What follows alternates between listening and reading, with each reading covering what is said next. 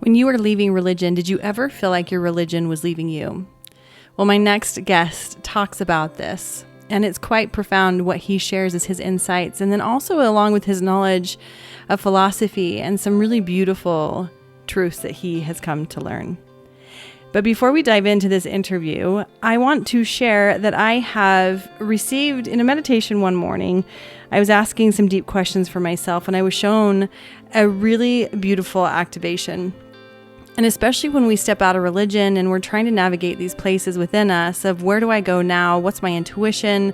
Can I trust myself? How do I access or even tap into this new version of God? I was shown an activation to tap in and activate the inner guru. And a guru is someone that turns you back to yourself. And this is something that every single one of us has access to. And I'm excited to announce that I am doing a webinar on October 30th at 10 a.m. Mountain Standard Time. And this is going to be a really beautiful call that will walk through any resistance, any blocks that you may be currently having. We'll clear that. We'll activate this inner guru. We'll go through a guided journey where I will assist you in activating this. And then we will move through ways in which you can utilize this and start working with this on a day-to-day basis. And then I have a few really beautiful things after that I will share with you as well.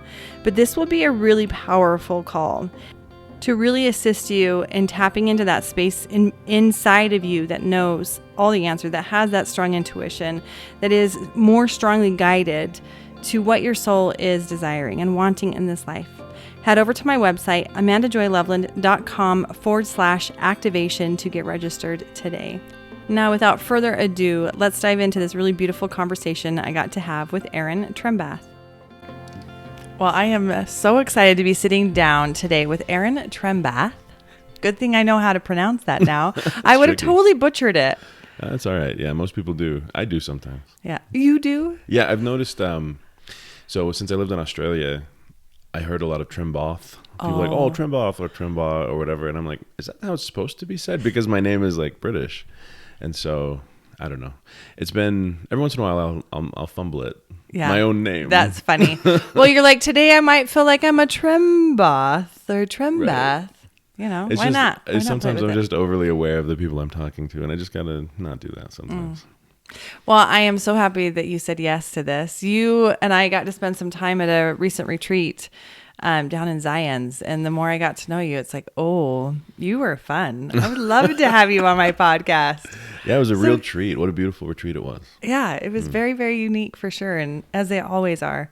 But what I love is that I know a little tiny bit of your story, but I don't know very much of your story. But some of the little antics that you were communicating, I'm like, oh, will you please come be on my podcast? Of course. I'm glad. And here we are. Thanks for having me.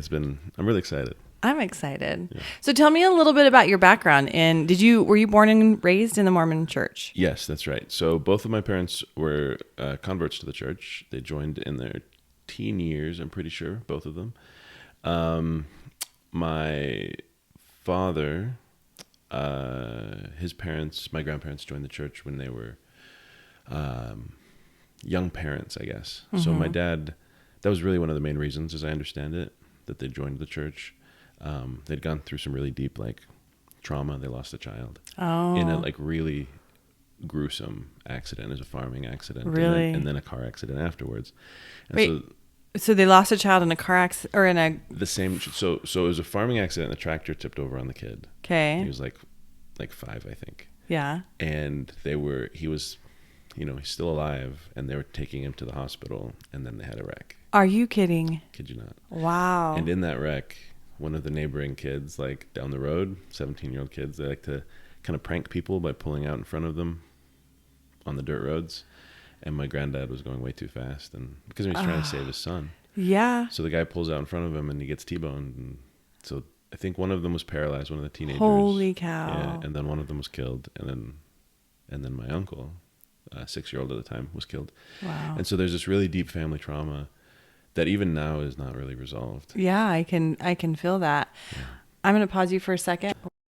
But yeah, I can imagine that. Yeah, it was really traumatic. And so as a result of that, my grandparents my granddad, they've done a bunch of different work, but they had a homestead in Wyoming. And my grandpa was just kind of always work is their identity, really. Mm-hmm. constant work. And well, were they farmers? Yeah, that makes sense. And the farming was their goal. It wasn't like they're farmers because they had to be. My granddad worked on the railroad, so he could be a farmer. It's crazy. That is interesting. Such a different mentality. Yeah, well, different generations. It's a generational gap, right? So, but for him, this was his dream, and I appreciate the dream. It's beautiful, right? But anyway, so they go through this, serious trauma. My father, like, literally crushed his brother to death in this car wreck, right? Like, trying to save him. Yeah. And everyone blames themselves and has slight resentment for each other, and that's a really nasty thing, and everybody's kind of wrestling with it. And in this moment of, like, loss of the son, this child that they love, sometime later they were introduced to the church, the Mormon church, and joined the church. I'm sure the eternal family piece was big for them. It was very big and still is. Yeah. And so all of them, I'm pretty sure, except one, are except two, are super active. I have two aunts that have kind of made their own choices and stepped away. Well, not to say that the ones that have stayed haven't made their choices. They've chosen it. Yeah. It just seems like a safer choice, right, to stay.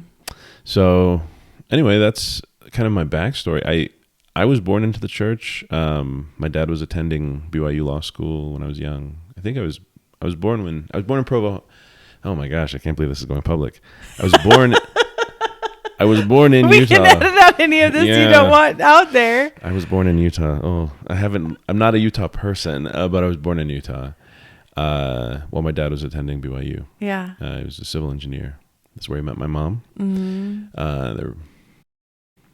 They had 4 kids in the first batch, and then divorced when I was like 12. Yeah. But yeah, so that's my backstory. I was in the church for my entire life. I served a mission. I was a very good missionary, very obedient, but also very and free thinking.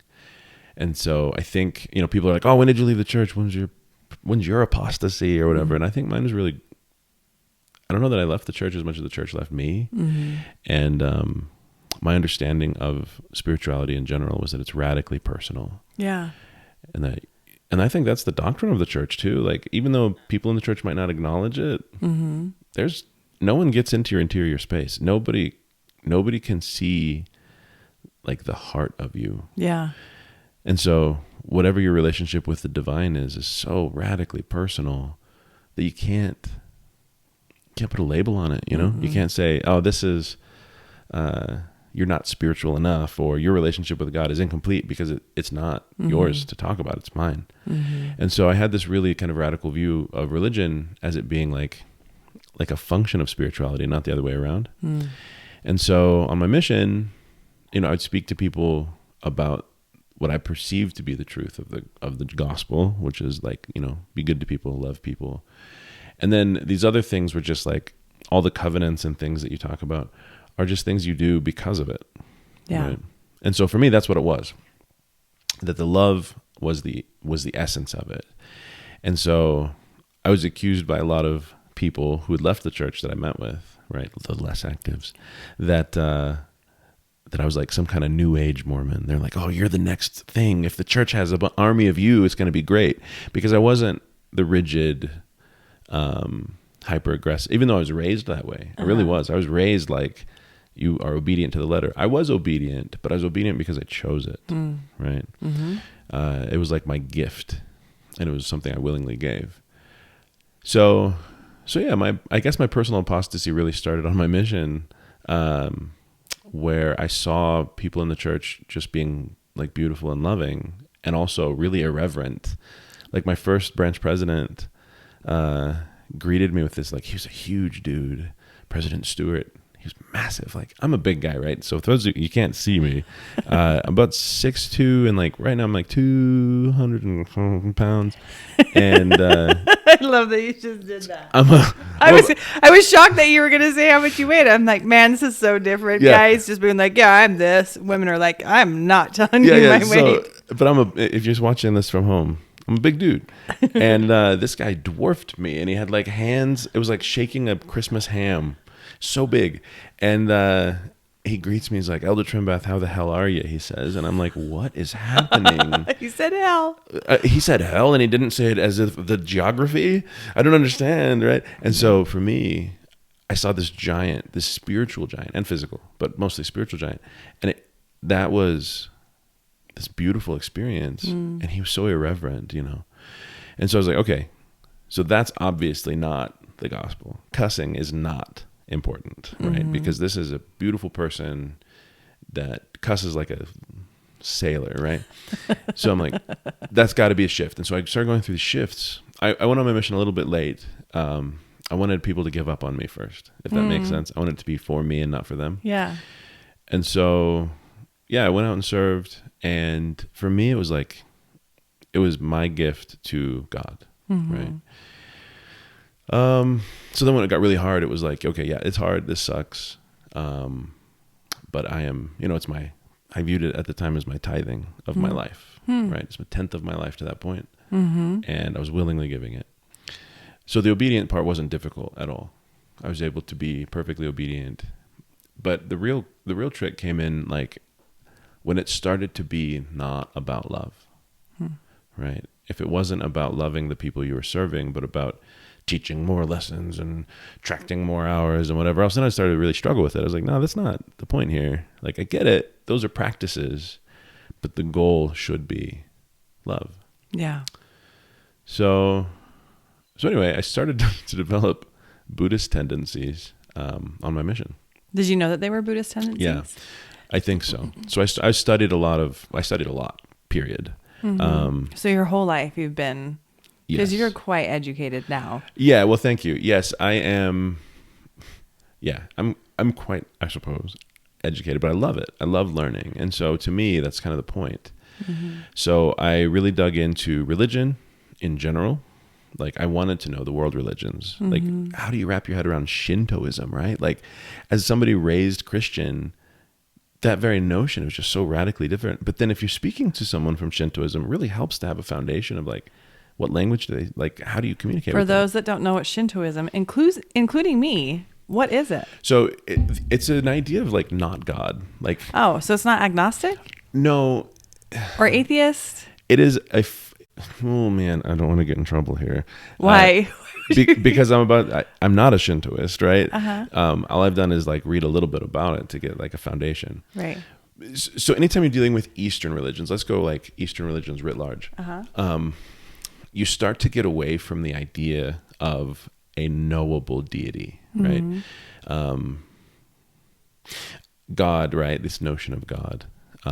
Being The white male. a single white, a white dude with a beard floating in the sky, covered in light, made of light. That thing, that entity is not even a thing. So my aunt, served her mission in Japan, and she came back talking about this time during Christmas, because what is Christmas if there's no Christ? Right.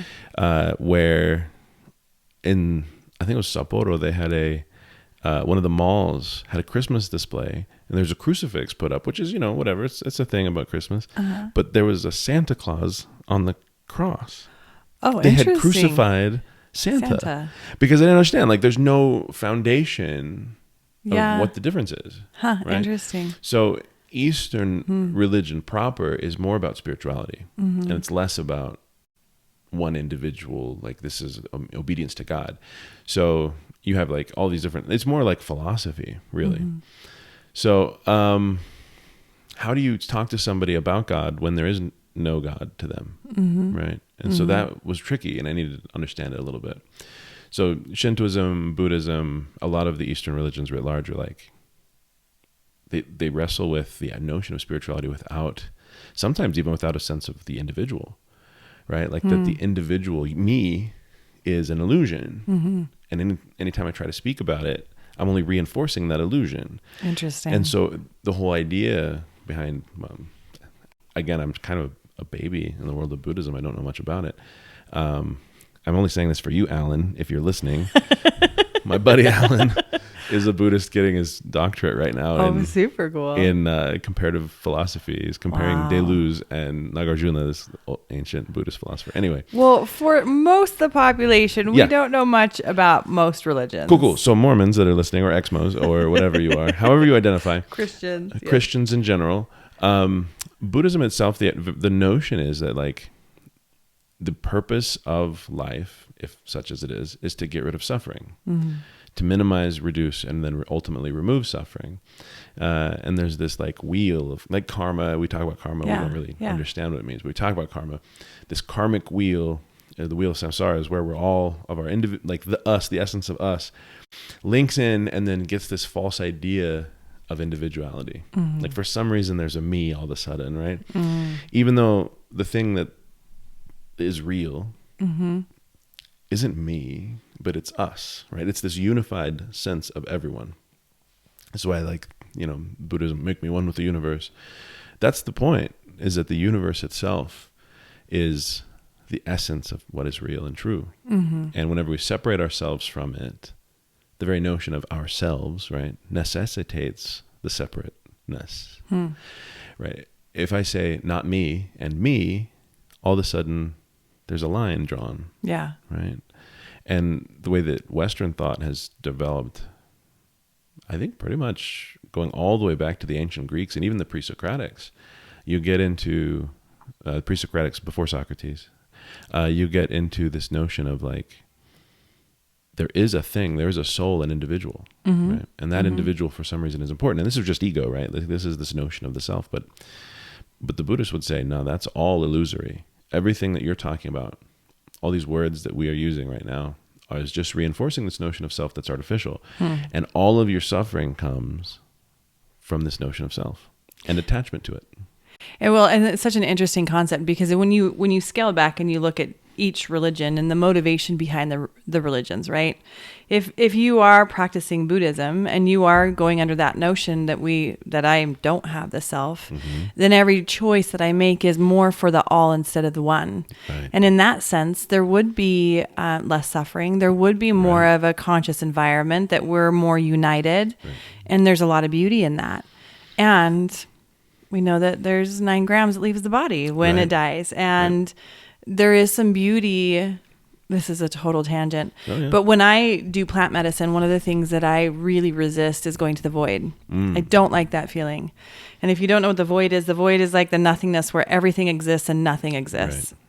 And so it is like this dismantling of the soul where you become nothing and all things. Right. And it is the most bizarre, and some people love this feeling. Right. I personally do not. Right. I like having my uniqueness, that my unique signature of, I'm here to do some things on this earth and nothing I do matters. Like there's that part that I understand, that it is for the self, but it is fascinating. Right. You think of that meditation that was a Buddha that had done where we're on the flower and only one person had gotten it. And it is when you connect into the idea that we're connected to all things. Right.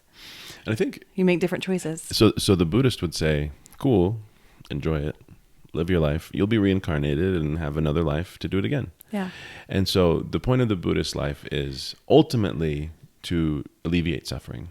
And that suffering, the underlying premise is that suffering comes from attachment. And your attachment to yourself, that's going to cause suffering. Like if I pull away what you perceive to be yourself, all of a sudden you resist it. You're like, oh, this is, and there's suffering attached to it. But if you can become unattached to the self and say, yeah, there's my lived experience is this, and it's pretty dope, and I'm just going to roll with it. And then I'll do it again. Then I do it again until I don't. Right. And that's kind of the point, is like you get to the stage where there is no attachment even to your identity.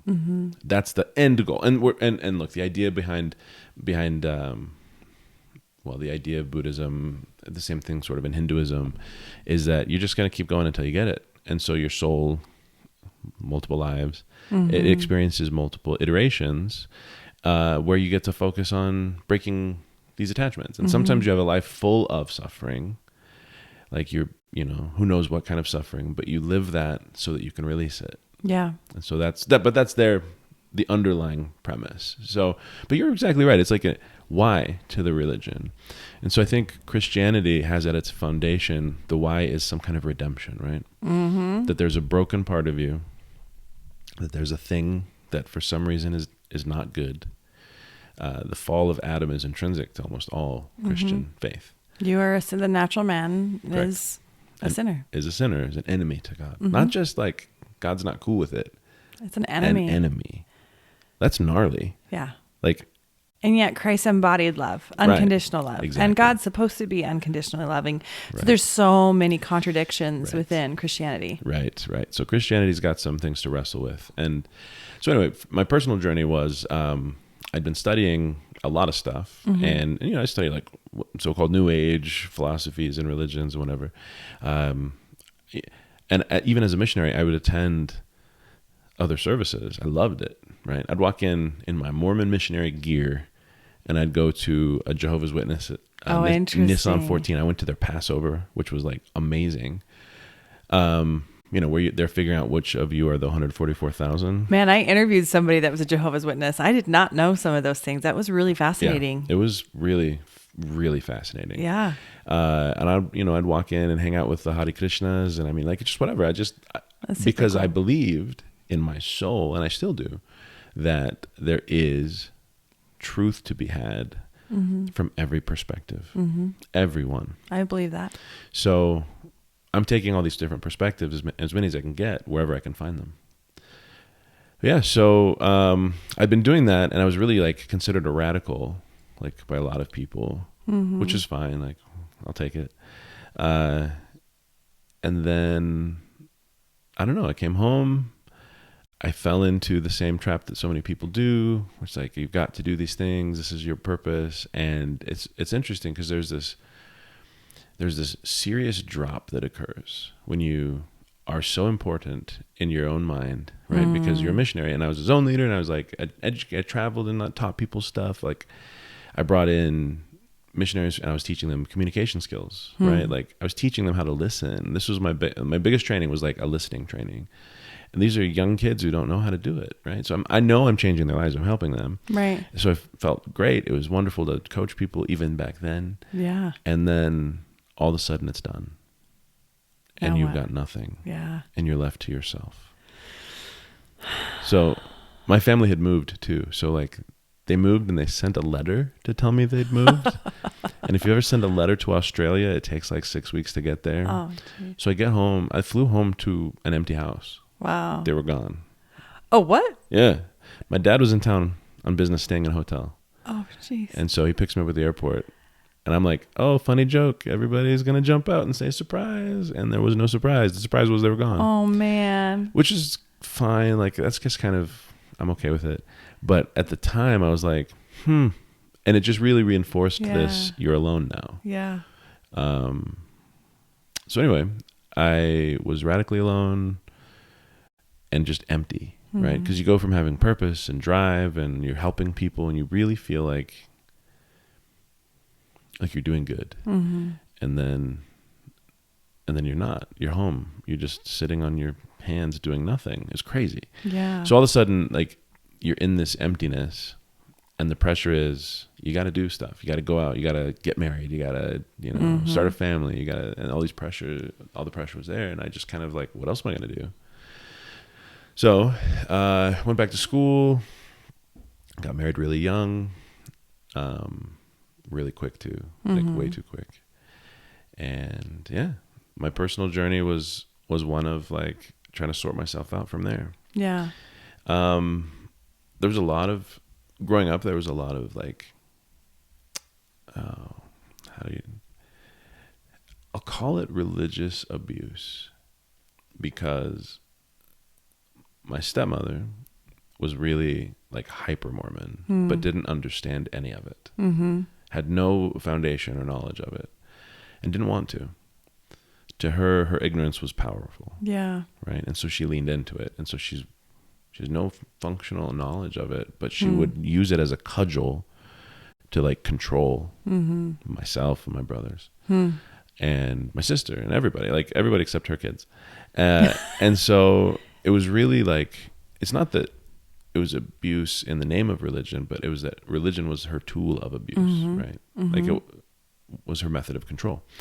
And so I don't want to make light of any other types of abuse. I know they're very serious, and I've experienced some of them. But religious abuse was particularly insidious because it's your entire world, not just your now. It's your future, the salvation of your soul, salvation, your eternity, and that was being like beaten into me every day. So it was really savage, and built into it, especially in Christian and Mormon faith, is you're broken, you're wrong. Fundamentally, you are bad. And so, yeah, like that was like really hard to deal with. Yeah. But what are you going to do? So you lean into it. And then, I don't know, like I became a Sunday school teacher, and I don't know, I'm pretty charismatic, and I know how to educate, and I love teaching. I was at the time I was coaching at Purdue. I was their speech and debate coach, and I was teaching argumentation and really just having a great time. But then also I was all of a sudden the Sunday school teacher, which I mean is fine. Like I'm doctrinally sound even now. I understand the doctrines really well. So teaching real world application of love is what I was doing. Interesting. And all of a sudden people are like, wow, this is such a great take. And I'm like, it's not a take, it's the religion. But anyway, it was fun. And then I realized that the religion itself was leaving me, less I leaving it, but more the other way around. And so, I don't know. Tell me more what you mean by that. If you take a look at what Christ actually taught, right? Whether you consider Jesus to be a real person historically, or a parable, or whatever, or just like. There's even debate about whether Socrates was real, right? Or whether Plato just kind of invented him so that he could put out his philosophy from the mouth of another. It doesn't matter, right? If Jesus was or wasn't real, the teachings that came from it were fundamentally about love, forgiveness, being kind and gentle, and accepting everyone. Yeah. Loving the sinner. Like, who did Jesus hang out with, man? Like, it was like what society considered to be the dregs. And also Jesus was like considered a wine bibber, and like people were like, oh man, you're just this radical. And it occurred to me that what was happening in the church was that the very thing in the Bible that most of them didn't read was happening, but that they were the Pharisees, right? Like all of a sudden I'm like, oh, you're a scribe and a Pharisee. What the hell? Why are you not embracing the love of the sinner, right? And so it occurred to me more and more frequently that people in the church and the church itself, the shifting in the doctrines was away from love and towards something very different. It was toward, in my opinion, it's toward the construct of the church itself as a business. Yeah, maintenance. Yeah. Instead of what the fundamentals. But I don't know, that could go into a whole other conversation. I believe really strongly that what was started is it is drastically different in the intentions of what was originally created by Joseph Smith versus what we have now. Sure. I think it's like almost a guarantee, right? And under different the guise, men, different under the guise of continued revelation, you can shift it any direction. Like look what happened just recently. The church is shifting really hard, and I think it's scrambling in a lot of ways, which is, it's right, I suppose.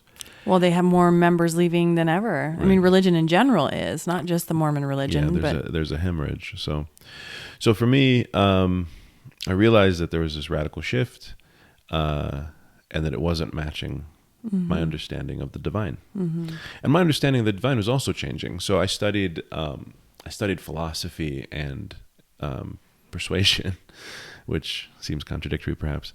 But that's kind of why I did it. I'm a study in contradictions. I love it. You did coach and debate. I did, yeah. And it's interesting. My first philosophy course, it was an intro to philosophy class. Oh no, this is my second one. My first one was brilliant and changed my life. The second one was total dog shit. Pardon me, can I say that? I'm sorry. Yeah, you totally can. Was rough. These are people that are leaving religion. I think they're open. Yeah. Although I did do a post on my in my leaving religion group and said, if it's not a hell yes, it's a no. And I had a woman comment that Like, I just don't understand the swearing. I'm like, if you have problems with me saying hell, you probably shouldn't be following me. Yeah. So it's kind of funny. Everyone's different. I directed a play, and it was very like, it was about loss of a child. And so it was like for my grandmother. Yeah. And in it, there's a lot of mourning and swearing and aggression and like a lot of F-bombs being dropped. The anger moving through. It's something you just have to process. Yeah. And most people loved it and cried through it and had a great experience. It was Rabbit Hole by David Lindsay Abaird. If you get a chance to see the play or to read it, even a spectacular piece. But yeah, but there's a lot of swearing. And my star, the female star of the show, her mother saw it. And at the end, she's like, wiping tears from her eyes. And she's like, beautiful, but I really could have done without all the swearing. And I'm like, yeah, but here's the thing. That's how people are. Like, this is real. Right. And you might not swear, but these people do. Yeah. And a lot of people do. So anyway, I just think talk about loving the sinner. Like, right. If you believe that is a sin. Right. Yeah, it is interesting. Yeah. So I studied philosophy. My first course was really great. That was with Calvin O. Schrag, An Introduction to the Masters of Philosophy, who Calvin Schrag was a master of philosophy. He was one of the last continental philosophers. I think he's still alive. Professor Emeritus, taught at Stony Brook and at Purdue. And it just, oh my God, that guy was such a genius. I have a story about him, but we'll get to that later. So the second class was Introduction to Philosophy, just 101, Phil 101, taught by some grad student that, whatever. She... In the first session, we started talking about sophistry. So sophistry is the use of persuasion to win an argument. Okay. They don't care about the truth. They care about winning. Think like lawyers, right? My dad's a lawyer, and he might take issue. Dad, if you're listening to this, congratulations. And also...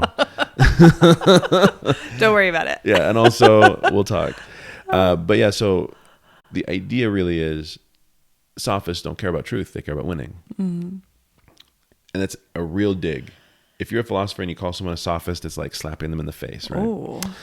At first, 20 minutes of my class, we get into sophistry, and I just asked a couple questions because I love learning, and I'm asking questions. And this TA stops the class. He's like, everyone, this is Aaron. He's a sophist. And I'm like, oh, I know that's an insult. I don't fully understand it yet, and so that's like my introduction to bad philosophy. Oh, interesting. But that's just because I value persuasion and the understanding of the other. So anyway, at Purdue I studied philosophy and I studied persuasion, and I'm not even sure why I'm on this riff, but yeah. So the notion of philosophy to me is about discovering truth. Like finding it wherever it is. My shifting understanding. We were talking about Jesus and even played if he was real or not. Right. So and my shifting understanding of the divine occurs as I start to wrestle with the notions that are presented like throughout history. Like what we as people forever have been struggling with the notion of reality, the notion of our permanence. Like what is real? Are we real?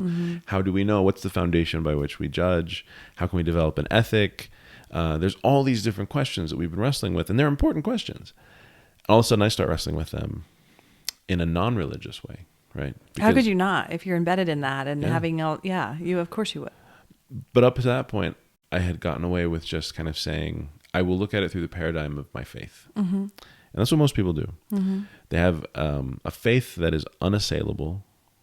It's unquestionable because it's faith. It's powerful, right? It's like, oh no, this is the magic faith. You can't touch it. It's my sacred cow. And from there, magic faith. That's it. Yeah. And from there, they get all this other stuff. Well, good for you, I guess. But really, when you start looking at things from a truth first perspective, faith is going there. Every philosophy is going to have what we call a bubble in the flypaper, right? Underneath it all, there's something you just have to swallow. Like, yeah, this is an assumption that I can't get around. But I'll just say it's good enough and I'm okay with it. Faith, yes, has a role in that. But if you're coming from a position of faith first or theology first, all of a sudden everything fits it. You just mold it to fit you. Right, rather than acknowledging it as independently true or false. So all of a sudden, I'm pursuing truth, for its own sake, right? And it starts to lead me to these conclusions about the self and about eternity and about if infinity exists, then we have to necessarily believe this and this and this.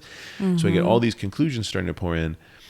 And a lot of it jives with my faith, right? Because I'm like, okay, cool. My understanding of the divine is that it's radically personal and this and this and this. And so I can get to like make it make sense. But then all of a sudden it starts to not, I start to get to these points where,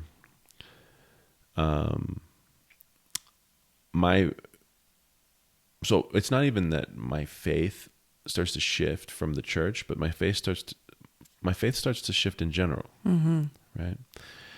And then it's almost like your whole foundation of what do I believe to be true is just shaken to its core. Yeah, which I think is really healthy, right? Like if you've never it's challenging, hard, really hard, but also how many people have taken, like maybe even like 5 days to say, what do I actually believe? What is actually real? And sometimes you don't even know how to ask those questions. So you have to look at, some of the other great thinkers and say, okay, what did they say about this? Is there a thing that endures past death? Like that's a big question. And why do I think that that's true? What conclusion am I coming to, and what's getting me there? And so for a lot of people, myself included at this point, I had done some of the work, but not all of it. So all of a sudden I start, doing the hard work on, what's the reality of the universe? Can we know things? Like, what is knowledge in the first place? They're hard questions. Yeah, they are. I start wrestling with it, and I don't know. I'm still jiving with religion. I'm still teaching, Sunday school, and I'm giving my take, and things are getting a lot out of it. At this time in your life. Okay. Not now, currently. Not now. Yes, I just wanted to clarify. Then, thank you. That's good clarification. But like at that point, your teaching had to have shifted as you're going through this. But it became more. It became less about. Oh man, how do you say it? The doctrine. I still taught the doctrine, and I Okay. taught it hard, right? Because the doctrine itself, like if you actually look at it, is fundamentally pretty good if you go with the Jesus stuff, right? But then where it started to like become difficult is when you get out of that. But I focus on that. I focus on love and being good to people, and like the ethic of doing the right thing for the right reason, and not because God's going to punish you for it or whatever, for reward. And so all of a sudden people are starting to have these little micro shifts, and I'm like, okay, this is way fun. And then I don't know, there just came a time when it wasn't there anymore. I was done. And I don't know that there was a single moment, or if it was this gradual, like, got tired of it. But I do know that there were a couple of big, like, oh yeah, I'm finished now, moments. And one of them was, and you probably get this a lot actually, when people talk about their moments. I feel like everyone's are pretty unique, although yours and mine are oddly a little similar, which I've not ran into yet. Interesting. Yeah. For me, I knew there was no reconciliation when the church came out with the position that children of gay parents cannot be baptized. That was my final, like, yeah.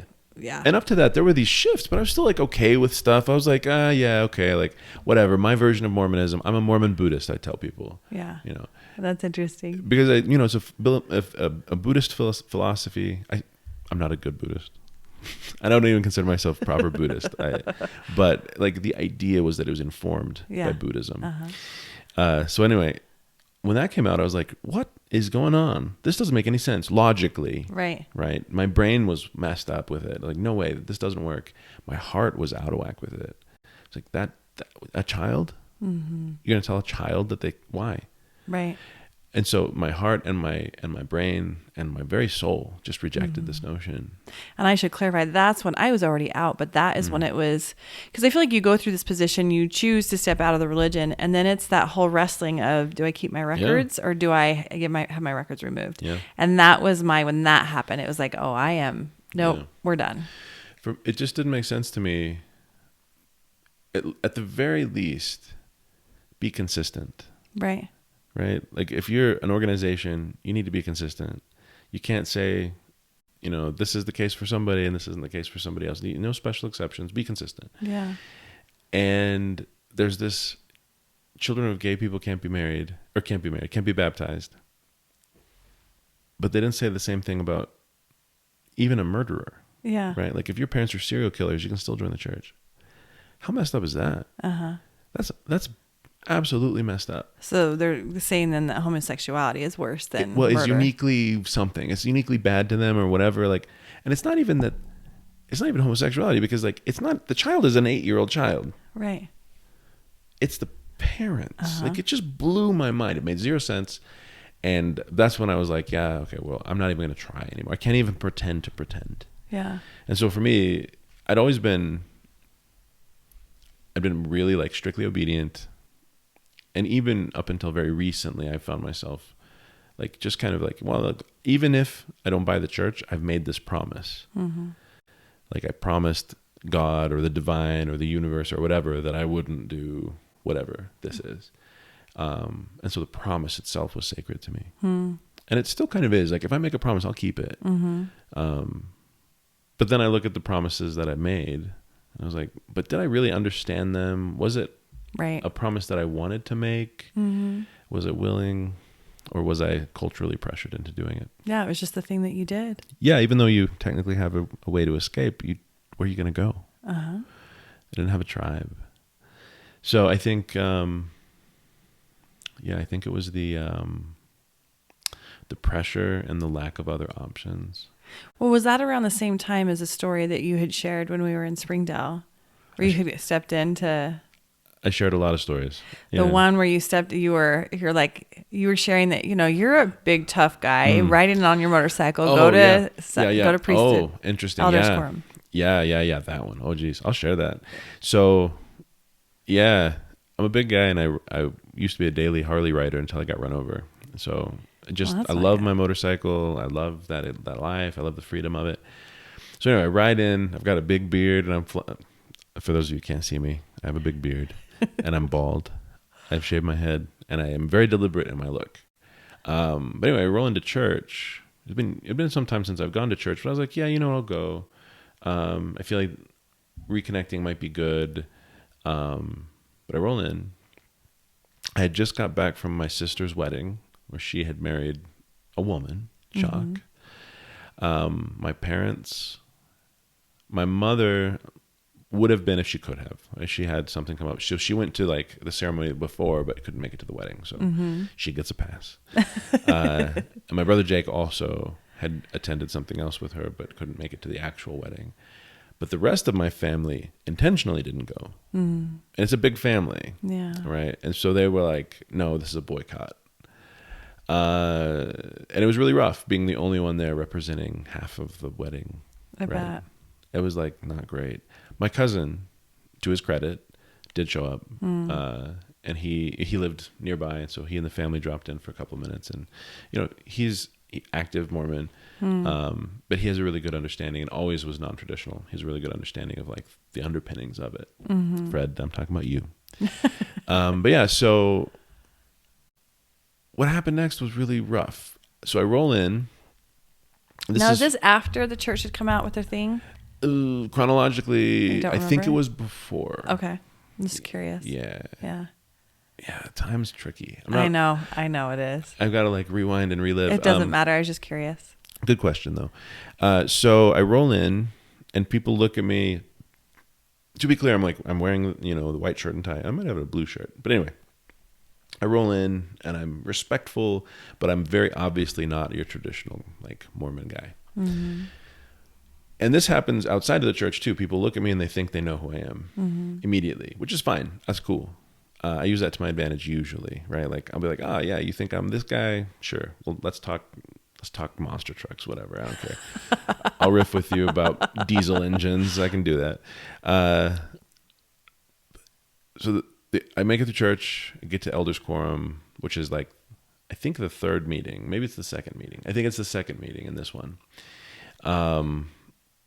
And the instructor asks an awesome question, like awesome. I'm really excited about it, okay?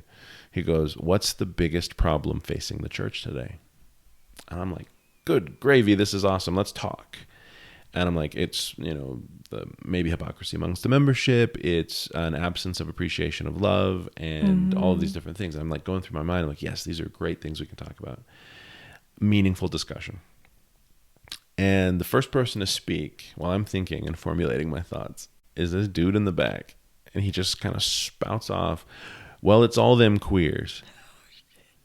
And I'm like, what? So I like turn and I give him this like slow look over my right shoulder. I can still see this dude in my mind's eye as he looks at me and gives me this like smile, this like smug, self-affirmed smile, and gives me this like little thumbs up.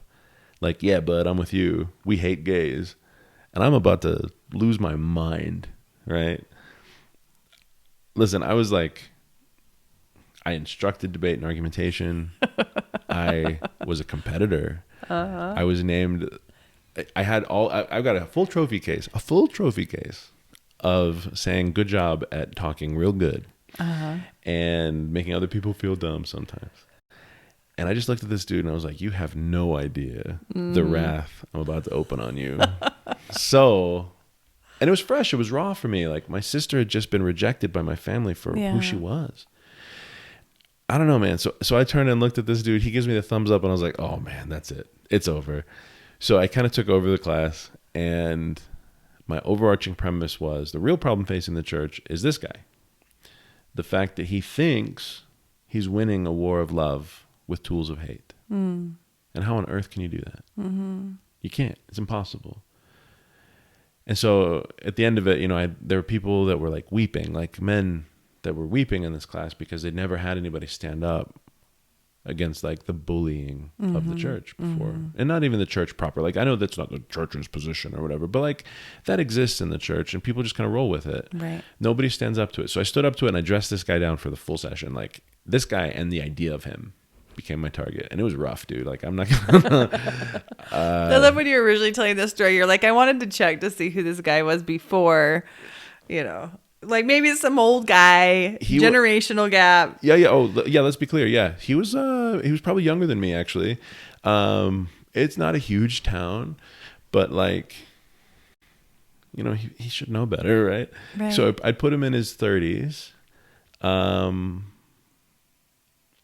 Maybe not a traditional, regular, what you expect Utah Mormon to be, but like there's one of him in every ward, right? At least. And there was no rejection of what he said either. There was no like, oh, Bill, you got to calm it down. It just like hung in the air, right? And that's when I decided I had to go. Yeah, I had to do it. I think it's beautiful that you did. It was almost a mandate. I wish I was there in that. I would have really enjoyed that. It was, honestly, I don't remember most of it because you kind of slip into this flow and it just kind of happened. And then at the end, I was like, and that's the last you'll see of me. Goodbye. And never once did anyone even reach out. Like they knew where I was. They had my number. They were done. They knew. Yeah. So anyway, I dressed him down. Oh, and then this homie he had been asked to give the closing prayer at the very beginning before all this went down. He's like, so then he's got to go stand back up in front of everybody. I ripped him apart, and he gets up, and the last word he thinks he's going to get in, the last word before the prayer is, a lot of people think I'm a bigot, but that's not true. And I'm like, bro. So the last word that I got in was, maybe you should buy a dictionary. And then he gave this like weird prayer, and I just pieced out of there, man. It was rough, but like that was enough for me. Like that was it. And there were people in that room who'd spent their entire life maybe struggling with this deep self-hatred because maybe they are gay. Like maybe they're wrestling with this thing, and they just will never acknowledge it. They'll push it away. They'll never be who they are because who they are is bad. And all of a sudden they have somebody standing up for them, and it was beautiful. That part. Yeah, I bet it was. To see them have a champion and to fall behind them was really beautiful. Anyway, so I'd do that every day if I could. I'd go out there and, let's have a conversation. Take up the sword. But yeah. So anyway, there were a couple of moments like that for me. Yeah, that just kind of solidified that. Yeah. The religion left you. Yeah. But it was more your awareness around the fundamentals, right? Yeah. Great observation. Yeah. It's not so much that there was any radical shift in the religion, even though it has changed. It's just that I became more conscious. Yeah. Mm-hmm. Mm-hmm. And that's fine. I think that's beautiful. Like, I look back at what I consider to be like the primary tool of my abuse, right? The people that were abusing me were using the religion to do it. Mm-hmm. And, it is what it is. It's not like I don't resent the church. Mm-hmm. I don't resent people in the church. And I think I owe that to having a really gradual departure. Yeah. I do recognize that a lot of my pain is someone in the church teaching me to hold the religious gun to my head, myself, my whole life. And so I became my own abuser because the church kind of teaches you, not just the church, but like Christianity proper assumes badness in you. It assumes this foundation of being wrong. Yeah. You're fallen. And so if that's your base, you're stuck, man. You're kind of screwed. You're screwed. You really can never work out of that until after you die. Correct. And hopefully you've done enough good. If you've done enough good, and then there's other, branches of Christian faith where it's like, yeah, but I've accepted Jesus into my life, but ultimately you can't get there by yourself. There's a gap. Yeah.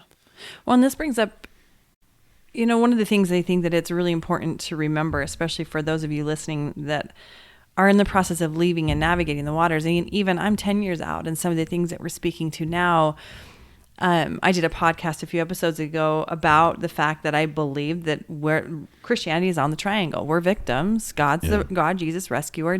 Satan is the devil, or the devil is the persecutor. But there's all these different, you even spoke to it earlier with these promises that was really sacred to you, that there's still a part of you that holds on to that. Yeah. There's all these things that were fundamentally part of who we were and still are. Right. And I think it's important to remember this piece that you're speaking to right here of like, you really can never do any right on this planet, and hope, and maybe you can. Maybe there's a chance that if you're repent enough, if you're good enough, if you're, without acknowledging that these shadow parts of you that you actually feel shame and guilt about, these natural parts of man, that maybe it's possible that as you're listening right now, how much of that are you still carrying with you, even though you stepped out of the religion? Right. Most of us probably are still carrying parts of that of never good enough. Yeah. Because it's been fundamentally a part of, I was born and raised within Mormon religion for several generations. Yeah. A lot of us have been. So then there's that encoding that also comes through. Right. So it's an interesting awareness to think about, how much of that religious upbringing is actually still hanging out in my coding. So this is a beautiful point. Let's slip into a little philosophy. Yeah? Absolutely. So Nietzsche, love him or hate him, those of you who have studied Nietzsche, I don't care. I think Nietzsche's got a lot of really good to say about what is real.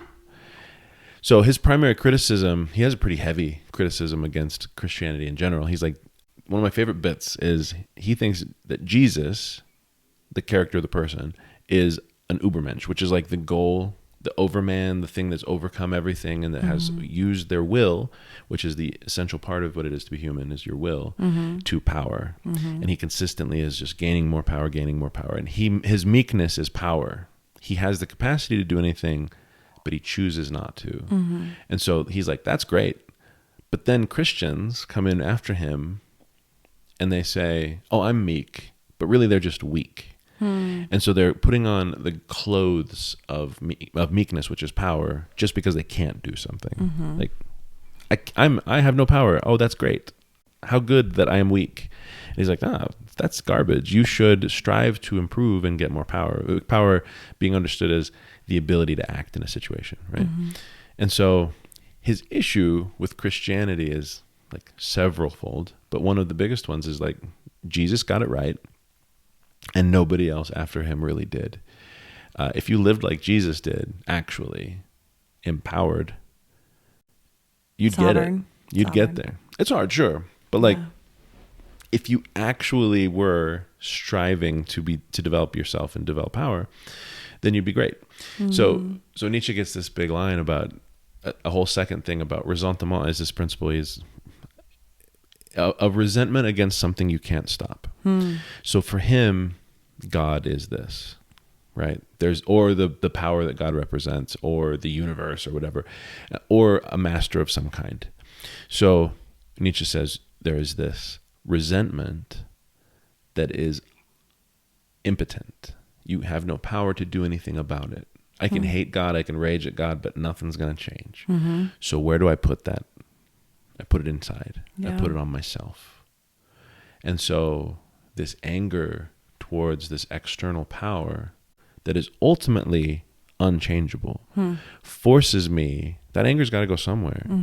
And so this ressentiment is a self-enslavement and a self-abuse in the name of the person or entity that you can't control. So interesting. To your point about guilt and shame and all these things that are kind of intrinsic to, I think, a lot of Christian faith and the people that have grown up in it, I think a lot of that is because of this resentment. We can't change the divine or the universe or whatever. So we turn that sadness, that anger, that hatred, and that kind of disgust onto ourselves and frankly onto other people. Yeah. And the so judgment piece and yeah. Right. Do you find, however, that I would agree with that largely? I think that there's a lot of wisdom in that. And I would think within Christianity or within religion in general, it is something that you would carry until you do shift out of understanding that God is within. Yeah. Instead of without. Right. Exactly right. And then to that point of what he's saying with Jesus and it's self-mastery. It's that sovereignty piece of what am I capable of? Sovereignty is perfect. Yeah. Yeah. And I don't mean to say that Nietzsche was 100% right? I just think that it's interesting. It's a philosopher. So it's philosophy. It's to consider what he's saying and to say, yeah, maybe that's got some weight to it. Yeah. Like you said, and I agree wholeheartedly, there's truth in all things. Yeah. In all things, yeah. One piece that I think is really interesting, if you look at the Christian societies, right? Any society that has this Western, air quotes, Western society is going to have its roots in this same sort of philosophy, right? And when you think about the vulgar, right? The profane, what's a swear word? Can you think of a swear word that is not either one, religious, hell damn, and the variations thereof, or two, about the physical body? Like the F word is about it's a carnal physical function. We talk about excrement in a very negative way. I heard a podcast recently that actually associated this is fuck actually with high ecstasy, pleasures connecting with God, which I hadn't, and I can't remember what there's some principle or something that associated that. That was the first time that I'd ever heard that connection before. I'd be interested to hear it was an Aubrey Marcus podcast that he did with his wife. I'll have to go I'll send it to you. But like even the word vulgar, all it means is common. It just means everybody has it, right? Yeah. But everything, when somebody is being mean to us, we call them like an asshole or a dick. Why? Why is there shame associated? Why is that bad? Those are just things that people have. Well, even the feminine body parts that are, especially the feminine body parts, they are. Then you go and use that as swear words, and those are the ones that interesting. I'm even uncomfortable using. But yeah, totally. And it's the physical that is shameful, right? And so, it's not the case in non-Western environments as much, right? It's less so. But it's the Christian foundation, I think, that this mortality bad, body bad thing, and it's just kind of permeated. Well, if you look at the foundation, and you're going to know the history much, much better than I am, but the foundation and the start of Christianity came from different rulers that wanted to have more say on their people. Yeah. How do we control? How do we minimize? Really, that is more of when Christianity and the fundamental Christianity was started and Right. honed. Yeah. So religion writ large kind of has that. If you look at like the pre-Vedic religions, and even in India before it was India, going way back into Eastern religion, even before Hinduism, you start with fire, right? And fire is this sacred thing because it is dangerous. It's cool. It does a lot of good stuff. It, can clean things, and it can cook your food and keep you from getting sick, keep you warm, keep you alive. But it also can burn down the village. So it's considered sacred at that point. So the first priesthood that formed was to control the sacred fire. And as an extension of that, suddenly fire becomes more manageable, right? Like we're like, oh, we can control it now. We understand the science of it a little bit better. But this priesthood has had its entire existence based on the control of fire. So now what do you do? Here's my whole livelihood. It's going to be taken away because somebody can have a fireplace in their house. Yeah. Well, then all of a sudden there's a shift towards the internal fire. And all it is like self-regulation. So now you go to a guru or to a yogi, and they teach you how to regulate your internal fire. Your muscles burning when you do yoga, that's, if you track its roots all the way back, that's like the first iteration of this external fire becoming internal. And what am I going to do with that? Well, I need somebody to teach me. So all of a sudden you have religion as a means of control again. It's not just controlling fire, but now it's controlling your body. Right? And I'll give you that Eastern religions tend to be less controlling, but there still is some like gatekeeping, and gatekeeping is not always bad. Right. It just can be abused. But you're exactly right. Religion, by and large, is designed to say, this is how you do the thing. These are the standards by which you live. So, yeah, I totally get it. And yeah, religion itself, I don't think it really matters where you're from, which religion it is. It all kind of has the same thrust. Yeah. Yeah, I would wholeheartedly agree with that. Well, we're hitting about the hour mark, which is usually when I like to start wrapping up, although... Wow, that was quick. I know, it is quick. And it would be fun to actually have you come back on and speak a little bit more to the philosophies. Because most people, one of the things that I so enjoy and appreciate about you is the breadth of knowledge that you do hold. Thank you. And I mean, goodness sakes, our conversations then unwinding these parts of, maybe this is all an illusion. And, when you start diving into some of that is... Since we've already said fuck on this podcast, it is a mind fuck. It is. But it is interesting things to consider as you're navigating out of religion and into different places of what is truth for me. Right. Because in my opinion, truth is subjective. There are some fundamental truths like gravity, things like that. But for the most part, truth is subjective. Yeah. So I think that the true will be generally true, but also... our lived experience is what matters. Right. Right. And it's the things that okay. You kind of spilled my coffee a little bit here. Not really. In saying that the physical object discussion. And if I do come back, I'd love to get into it and just kind of riff on reality. Right.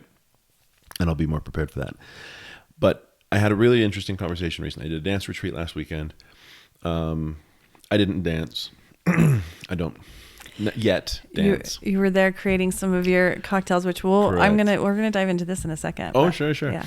So yeah, I was there creating cocktails and just really helped. Like, I just love that stuff. So anyway, I'm there doing that, and I get into a conversation with this woman about the nature of reality. And I say something to the effect of, which I actually believe, that most of our life, like life in general, it's really difficult to prove to me that it's not a simulation, right? That it's not something that I am, the me that is actually me is participating in, but that the stuff around us isn't real and the physical objects aren't actually real. I'm never going to get this table in front of me. I can't actually understand it because I'll never access it. Kant calls this the thing in itself, which is like the actual essence of it. I can't get access to. I can't get access to you in your interior space. I just have kind of what's inside me, which this interior space is not a physical thing. So I think the physical objects properly are not real. Now, having said that, I'm still going to leave this room through the door, and I'm still going to eat food, and I'm still going to, pay my bills and all those things. But as I'm speaking to this woman, I realize the important punchline to this whole piece. I might be wrong.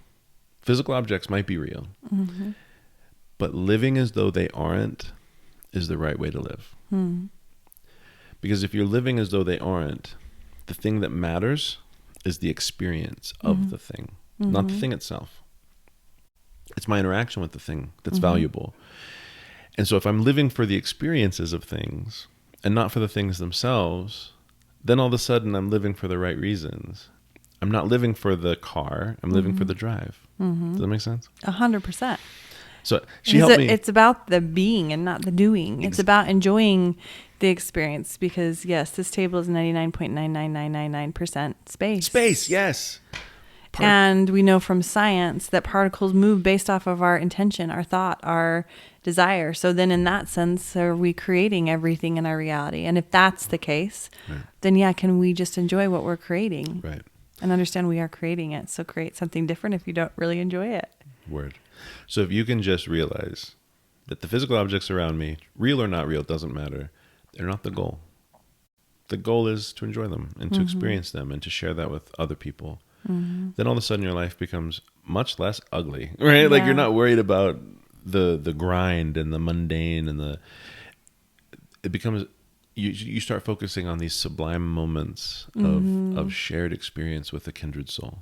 Well, and this kind of circles back to where we first started with talking about Buddhism versus Christianity and the fundamental principles of that. It reminds me of a book that I read called The Afterlife of Billy Fingers, which is such an odd title, but it follows his journey. He shares his experience after he dies with his sister who's still alive, and she channels this book and writes it. And it was the first book that I read. I've never read such an extensive transition story of somebody's transition into the afterlife and the different levels, so to speak. But he was a drug dealer. He was in his life, lived out of his car, was homeless most of his life, but it was all experience. Wow.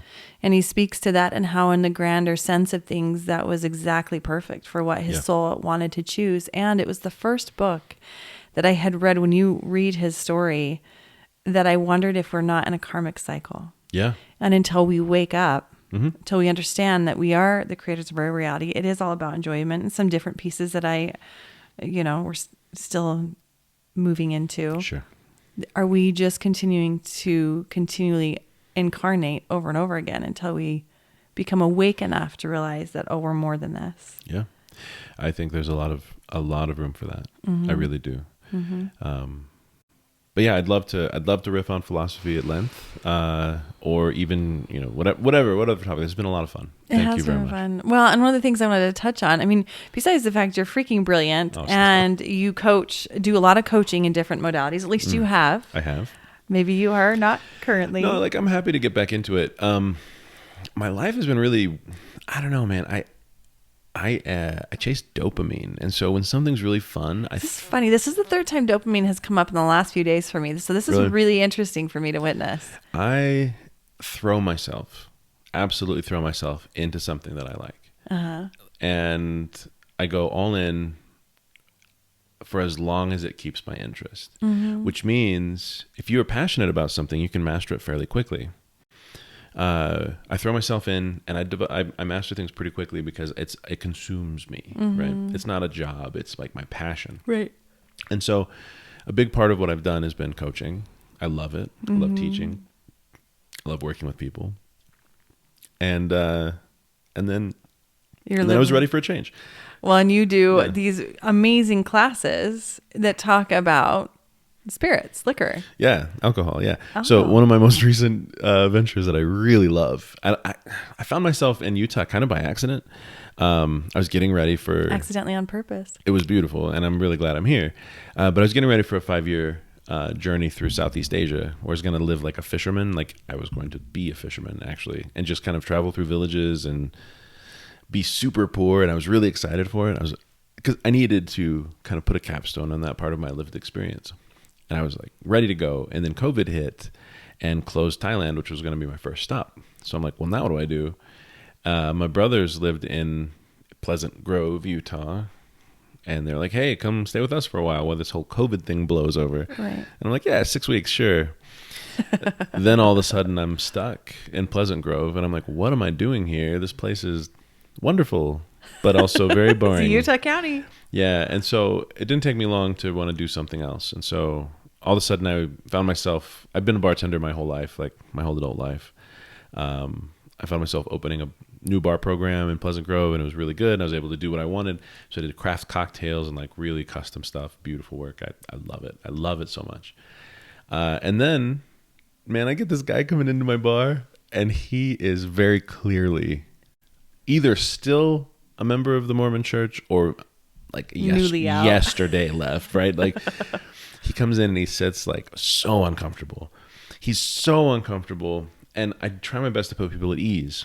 And I'm like, how's it going, man? What are you drinking today? And he has like this fear in him, and it's radiating off of him. Like the devil himself is going to drag him by the ankles under my bar and into hell. And he just says, he looks at me in the face and he says, I'll have a Roman Coke. A Roman Coke? And I'm like, a Roman Coke? And he's like, yeah, please, a Roman Coke. And I was like, a Roman Coke doesn't exist. Like, I've been doing this for 18 years, bud, and it's not a thing. And he's like,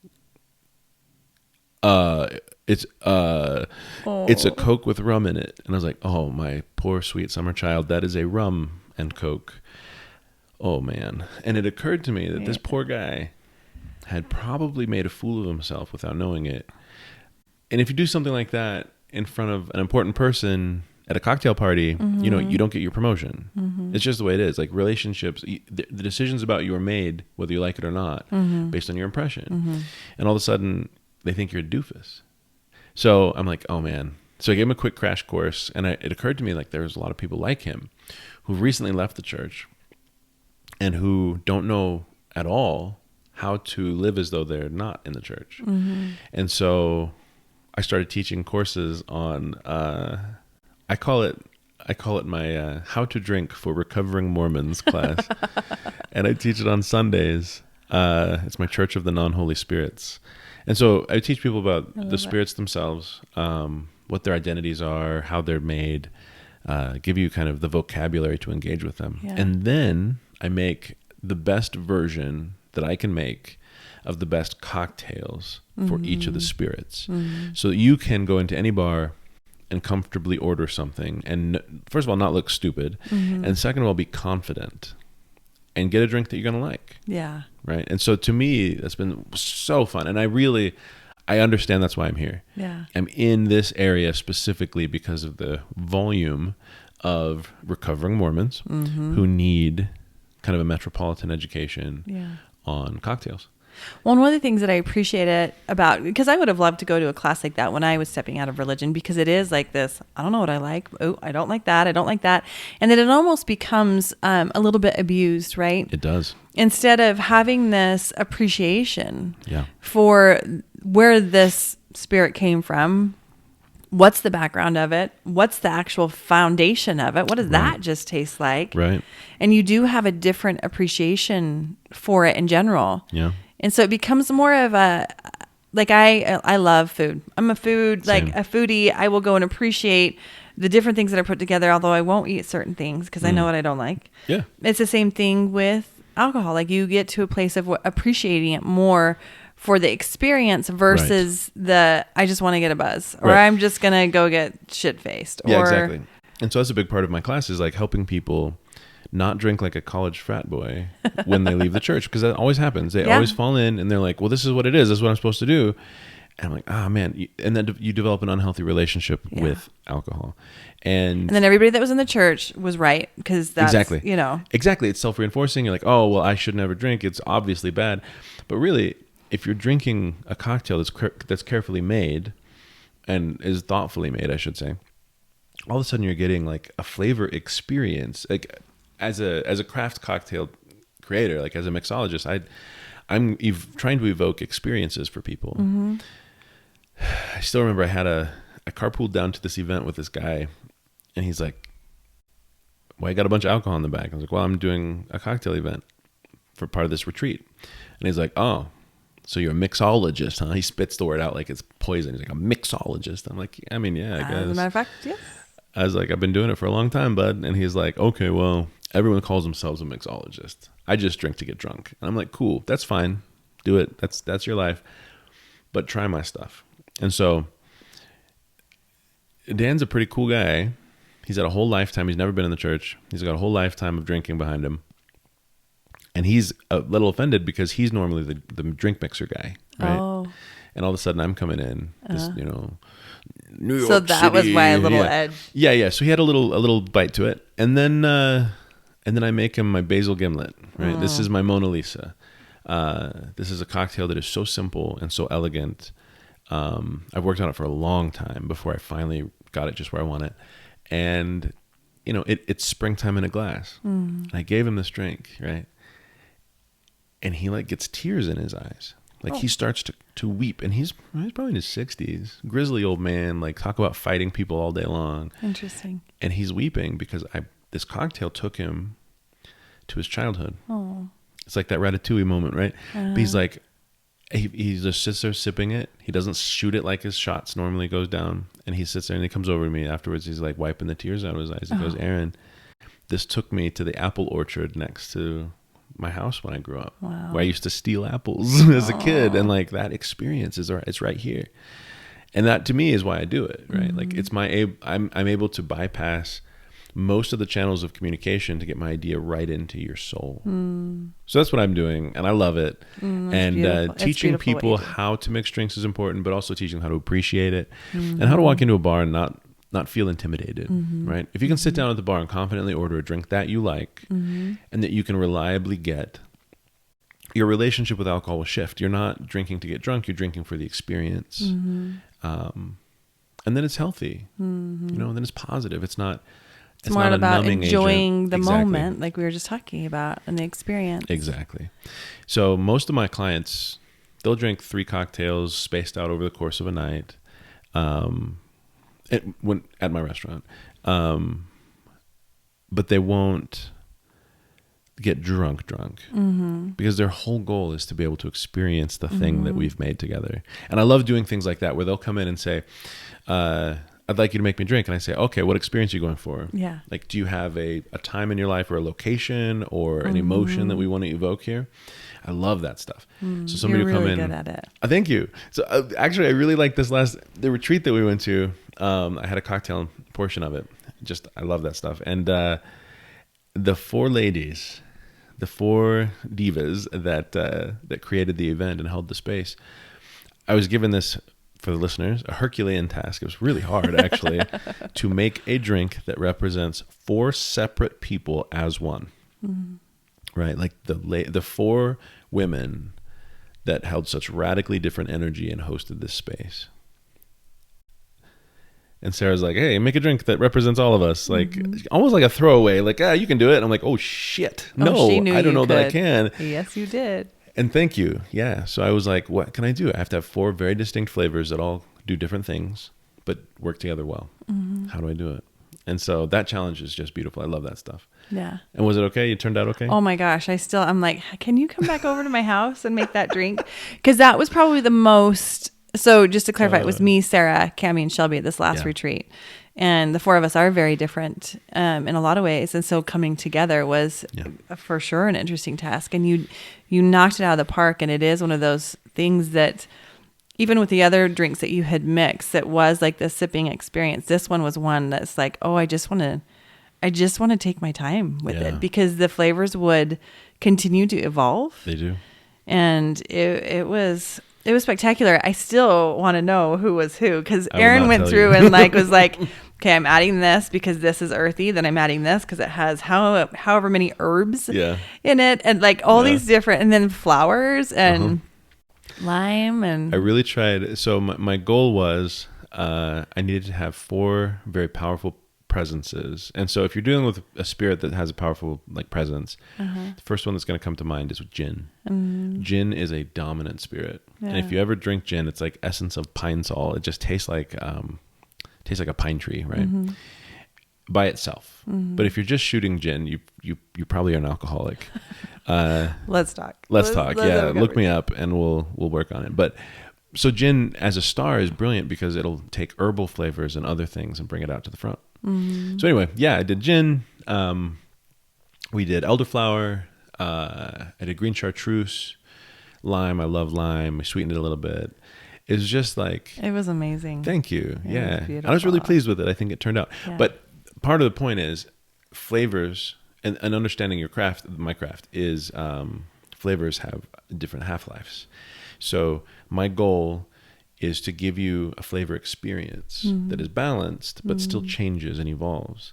So your first taste, you're going to get all of the flavors, but the most dominant one is up front. But I want that flavor to fall off first. So then you taste the subtle underneath. And so you have different flavors that are going to last for different amounts of time on your tongue. And as they fall off, you get this different experience. And so that's really what I'm leaning into. And I love it. It's my art. And I'm really pleased. And so you teach these classes. I do. You'll actually create classes for people if they grab a group together. That's correct? Right. That's right. So how do people get a hold of you? Yeah.